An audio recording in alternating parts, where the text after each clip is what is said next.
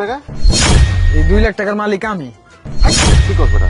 2 লক্ষ টাকা তুই মালিক? তাই তোমার কি মনে হয় তোমার এই 500 টাকার চাউল বেটার 2 লাখ টাকা দাম নিয়ে নিছে? নিচে তার তো কারণ আছে।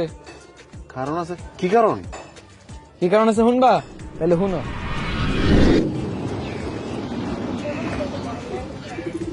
আজকে এই বড় ভাইয়ের দোকানে আমার ধান্দা করা লাগবে। এই 200 টাকার ইমিটেশন দিয়ে আজকে দেখি কয় টাকা ইনকাম করা যায়। বাইরে বুঝতে দেওয়া যাবে না।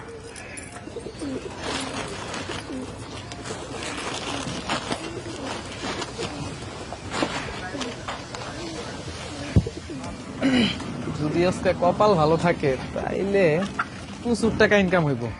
যাক বাকিটা দেখা যাক। এবার বুঝছো এই 2 লাখ টাকাতে ক্যান ব্যাটারা চাউলটা নিছে, 200 টাকা খরচ করে 2 লাখ টাকা কামাই, বুঝছো?